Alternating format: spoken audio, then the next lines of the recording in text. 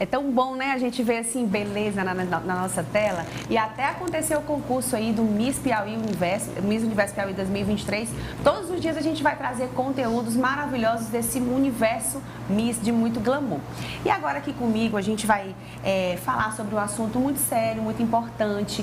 A gente tem visto aí que as tragédias mais recentes, né, que aconteceram nas escolas, têm levantado um alerta sobre a segurança da saúde mental dos alunos, tanto os brasileiros quanto quem também mora fora. E aqui comigo, hoje eu tenho o prazer de receber Cíntia Lima Vesgueira, psicóloga. Bem-vinda, querida. Muito obrigada, eu estou honrada de estar aqui hoje com você. Maravilha. A gente vai falar sobre esse tema, né? A gente não está aqui para enaltecer, nem para estar dando o ibope para aquilo que não precisa. Mas, na verdade, é um assunto relevante. As crianças hoje, depois de tudo que aconteceu, né, ficaram um pouco temerosas. Então, eu já queria começar perguntando para você, que você falasse para a gente. Para aquelas crianças que já têm um certo nível de discernimento, que perguntaram para os pais sobre o que aconteceu. Como é que os pais devem se portar? Como é que isso deve ser tratado dentro de casa? Então, no caso, a gente tem que utilizar o diálogo da criança. Não é bom você instigar a criança a falar sobre isso, instigar ela a entender o que está acontecendo. Então, se ela traz essa pergunta para você, se ela traz essa informação, o mais assertivo é que você utilize a linguagem da criança, você utilize o que ela sabe do que é violência, do que é bullying, do que é brigas. Então, você vai sempre utilizar o que a criança já sabe. Utiliza o lúdico, a gente sabe que a criança gosta do lúdico, do que é brincadeira, ela não entende da mesma forma que a gente entende. Então, traz o que você já tem de conhecimento, instiga para saber o que é que ela já entende, o que é que ela viu. Às vezes a criança está interpretando uma coisa completamente diferente do que a gente está passando, então é a oportunidade para você conversar, para você entender. E com o conhecimento dela, com o que ela tem de base, você vai explicando com calma, com tranquilidade, vai mostrando para ela que também existe segurança. Nós estamos num momento de muita violência, mas estamos fazendo também muitas coisas para diminuir essa violência. Então, ao mesmo tempo que a criança traz esse medo, a gente tem que mostrar para ela que o medo é importante, mas que a gente também está prevenindo, a gente está fazendo o que pode ser feito para se sentir segura.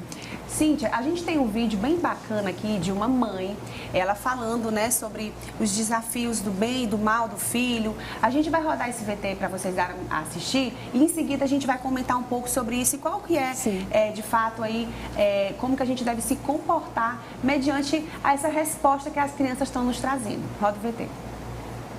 Oi Raquel, oi todo mundo do Revista, eu sou a Aline Castro, sou mãe e trago aqui um ponto para a gente discutir. Sempre foi muito comum na infância as crianças lançarem propostas de desafios, de travessuras, tipo, eu duvido que você tem coragem de ir lá e fazer cosquinha naquele colega, eu duvido se você tem força para quebrar esse lápis.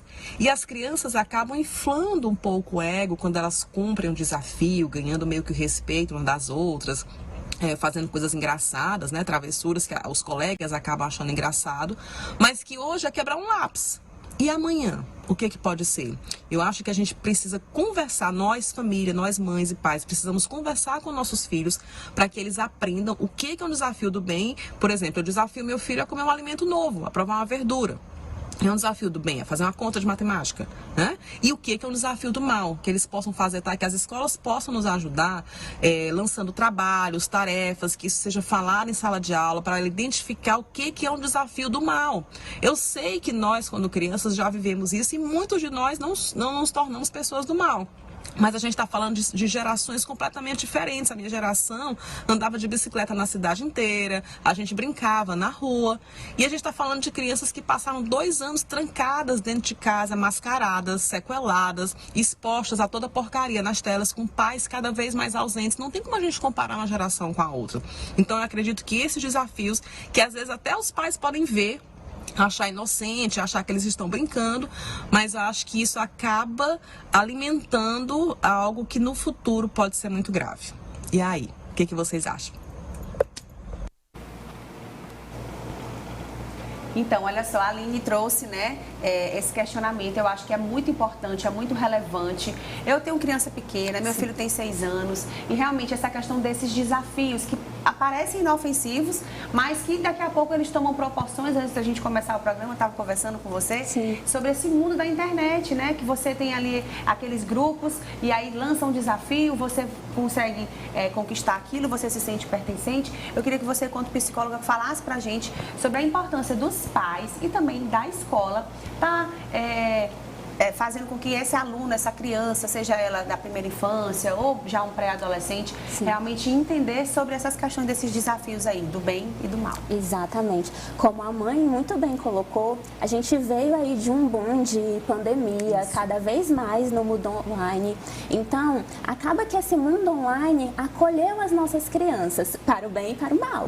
Ele pode ajudar muito, mas ele também pode atrapalhar, de certa forma. Então, a gente, enquanto sociedade, enquanto pais, enquanto família, temos que estar muito atentos a o que é que meu filho está vendo, que sites que ele está entrando, que grupos ele está participando, porque como a mãe mesmo colocou, a criança ela vai se sentindo validada nesses grupos. Se a gente pega uma criança que sofre bullying, por exemplo, todo o contexto presencial dela pode ser de muita dor, de muita raiva, de muito sofrimento. Aí ela chega lá em um grupo na internet com pessoas que validam ela, que falam, olha, essa brincadeira aqui, esse teste é uma forma de você se desafiar para você mostrar para eles como eles têm, como você tem poder, né? Como você não é isso que eles estão falando. Então, existe, infelizmente, esses grupos. Por isso que a gente, enquanto pai, família, sociedade,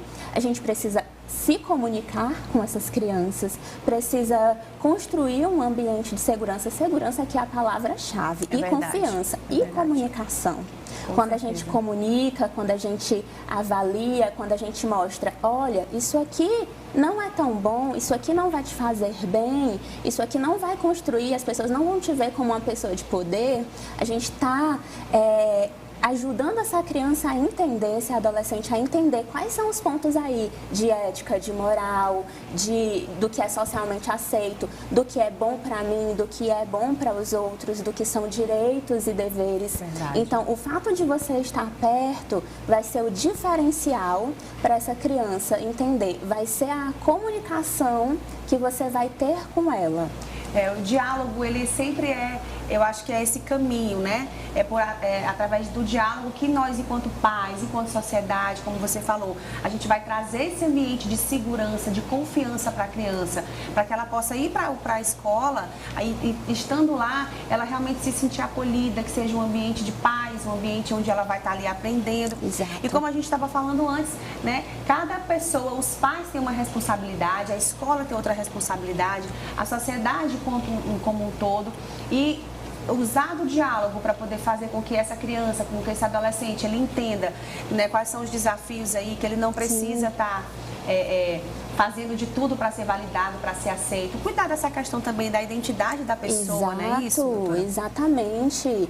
Porque quando a gente fala sobre tudo isso, a gente está falando sobre a construção de uma personalidade, né? Está falando sobre a construção de uma pessoa. Então, não tem também como eu falar só, é responsabilidade dos pais fazer isso. Como você mesmo falou, eu costumo dizer que é uma prevenção e uma pós-venção. Né? Então, a gente precisa, por exemplo, que se falar sobre inteligência emocional nas escolas, se ter protocolos do que fazer nas escolas nesses momentos, juntar família, escola, sociedade, é isso que vai promover esse ambiente de paz, é isso que vai promover esse ambiente de educação, que é o que a gente quer, é que as nossas crianças, os nossos adolescentes estejam num ambiente seguro, onde eles possam aprender, onde eles possam se desenvolver da melhor maneira possível. Perfeito. Cíntia, olha, prazer receber você aqui no nosso programa, tá? A gente traz esse tema, que é um tema muito relevante, é um tema preciso, né? Como eu falei no começo, a gente não está aqui para dar ibope para as coisas ruins que aconteceram, mas a comunicar, a despertar para que a gente possa realmente entender como tratar nossas crianças, né? Saber que isso realmente é um tema muito sério, muito importante. Seja sempre muito bem-vinda aqui ao nosso Revista Meu Norte, tá bom? Estou sempre aqui, caso precise, falar de saúde mental, falar sobre desenvolvimento, é muito importante. Quanto mais a gente falar disso, mais a gente promove, mais melhora, né? gente quebra tabus. Exatamente. E a Cíntia, gente, é psicóloga, inclusive lá do Instituto VOP, o Instituto Vida, Otimismo e Propósito, que é um espaço que tem como missão de vida levar saúde de forma plena e integral aí ao ser humano, abordando uma mentalidade de saúde e bem-estar, o otimismo alinhado ao propósito de vida por meio da psicologia. E o Instituto VOP fica localizado na Avenida Lindolfo Monteiro, número 2019, lá no bairro Horto Florestal. Então,